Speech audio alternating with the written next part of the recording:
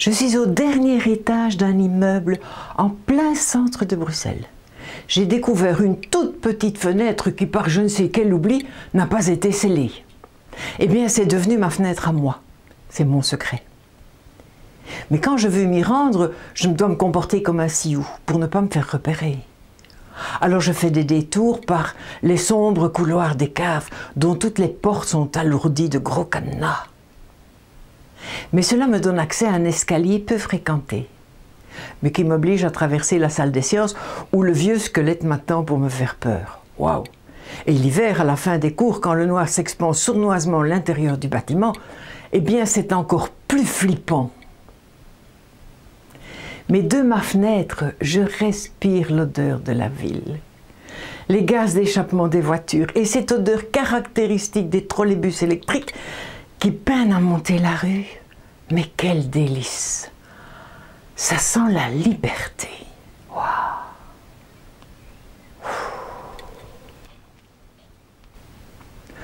Quand j'ai pris ma dose, je me précipite vers le réfectoire, car nous sommes surveillés comme des repris de justice. On doit toujours être ensemble. Les 38 pensionnaires n'existent qu'ensemble. On nous recompte sans arrêt à chaque détour de couloir, à chaque changement d'espace. Et celle qui nous compte est une forme grise surmontée d'une coiffe blanche. C'est une forme impersonnelle qui ne parle pas. Elle frappe dans les mains pour nous rappeler à l'ordre. Cette forme ne marche pas non plus. Elle glisse sur le sol. Heureusement, elle a une estafette sonore qui la précède. C'est son chapelet. Une sorte de grande corde à sauter avec des boules noires qui s'entrechoquent et l'ensemble soutient un crucifix qui, malgré les chocs, n'est pas encore parvenu à se libérer de sa croix.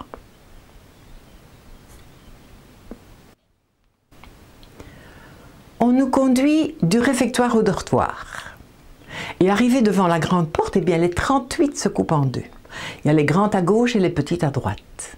Et moi, je fais partie des petites parce que j'ai 12 ans.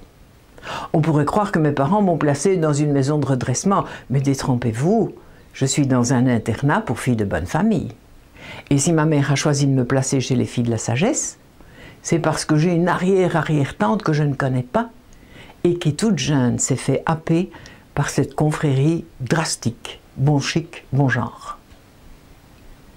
Ma mère espère que cette prérogative m'apportera un peu de douceur dans ce quotidien austère et déshumanisé.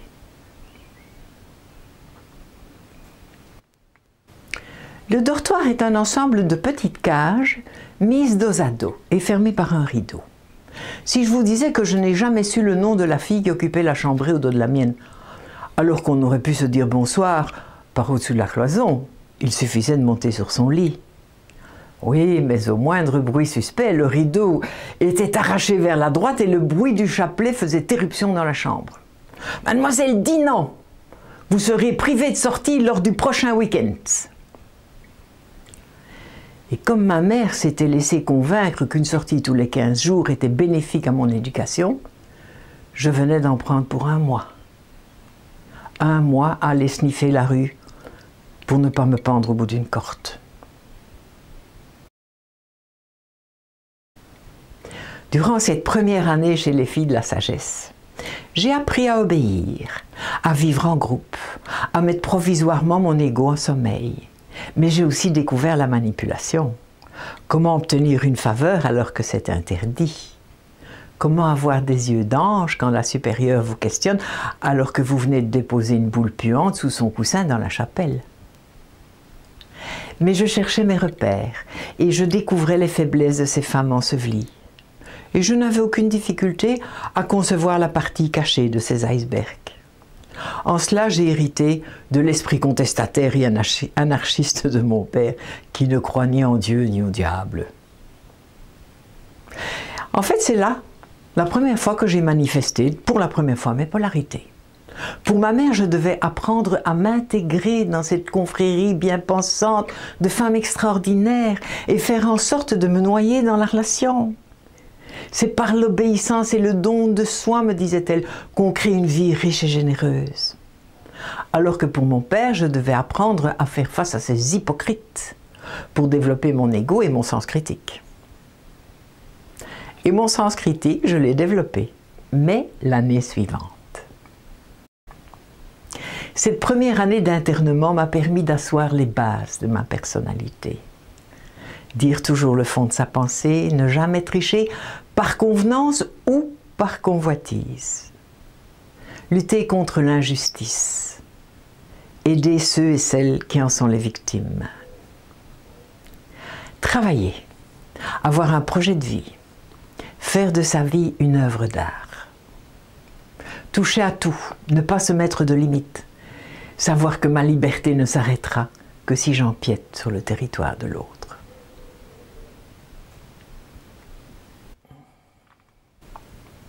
C'est la fin de l'année et je me vois dans les Ardennes chez ma grand-mère paternelle, celle que j'appelle ma mémère. Je viens de finir ma première année du secondaire et je suis en vacances pour 2 mois au bord de la Semois. Quand on a 13 ans, 2 mois c'est l'éternité. On pense qu'on n'en verra jamais le bout. Alors je m'élance avec mon vélo sur les routes de mes Ardennes à moi. J'ai accroché des cartes à jouer sur les rayons avec des pinces à linge. Et ça pétarade quand je prends de la vitesse. Mais j'adore, j'adore. Cela me donne un sentiment de puissance et d'invulnérabilité. Je suis la reine de la route. Je me noie dans le vent. Et quelque chose me transporte à l'intérieur de moi. Je ressens les premiers émois de la puberté sans savoir que c'est cela qui m'arrive. Et je me surprends à regarder les garçons avec d'autres yeux. Mais j'enfuis aussitôt mes pensées, car j'ai honte. Ces grandes vacances de mes 13 ans ressembleront aux grandes vacances des années passées, mis à part les 3 derniers jours dédiés à la fête du village. Entre 5 et 10 ans, je ne trouvais pas la fête du village très exaltante, car ma grand-mère, pour se faciliter la vie, eh bien, elle me prenait un abonnement à la chenille. Conclusion, je passais 3 jours dans ce manège qui donne mal au cœur, et je regardais avec envie les enfants qui se désarticulent les omoplates pour attraper la floche afin de gagner un tour gratuit. Moi, je n'y avais plus droit. J'étais une privilégiée. Alors je me mettais à rêver des balançoires. Maintenant que j'ai 13 ans, je gère mes petits sous. Et je partage mon adrénaline entre la chenille, les balançoires et le tir à la carabine. Et depuis hier, il y a une nouvelle tête dans le paysage. Elle est plantée au sommet d'une grande perche à haricots. La tête ne parle pas, ne sourit pas, elle me regarde. Moi qui suis taquine et qui n'ai pas ma langue dans ma poche, j'ai envie de le titiller.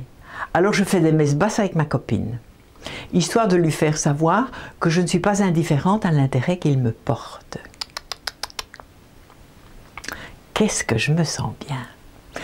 J'ai l'impression que tout le monde a vu qu'un garçon me suit partout. Je me sens la reine de la fête. Je suis devenue une jeune fille, comme dirait ma maman.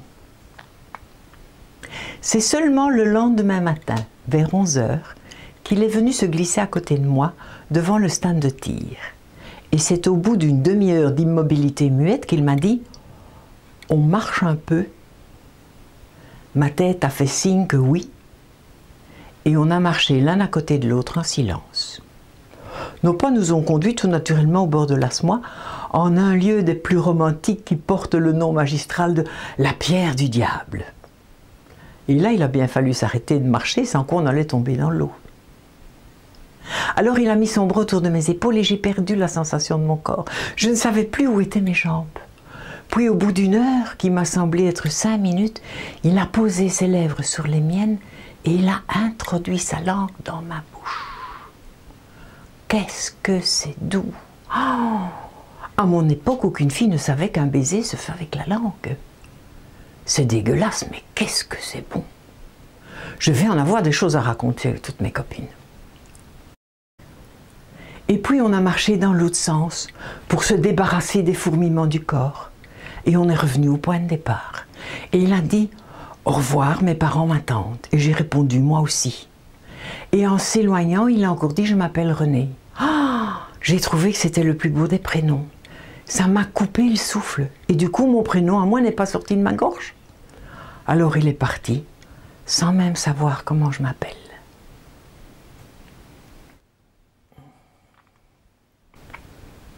Il est 3 h de l'après-midi, je picore ce que ma grand-mère a réchauffé pour la 3e fois. Toute la famille a terminé le dessert depuis longtemps. Et mes parents m'envoient des yeux revolver. Ils veulent montrer aux oncles et aux tantes qu'ils ont le dessus sur moi. Mais je les laisse dans leur illusion de pouvoir. Ils ne savent pas que je viens de vivre la plus importante expérience de toute ma vie. Mais oui, je suis passée du sexe indéfini de l'enfance au sexe défini de femme. Et puis tout à coup, tout le monde m'embrasse et me souhaite bon retour. Les vacances sont terminées. Ma grand-mère verse des larmes de circonstance en appuyant sur la gâchette de son photobox Kodak pour immortaliser l'instant. Elle est la seule femme au village à avoir un appareil photo et elle le fait savoir à tout le monde. Puis mon père me pousse à l'arrière de la voiture. « Attends un petit peu ma petite fille, qu'on soit à la maison, tu vas voir !» Quoi qu'il dise, cela ne m'atteint plus. Parce que dans ma bouche, je fais des ronds avec ma langue. Je caresse l'intérieur de mes joues et j'entre dans le paradis de la volupté.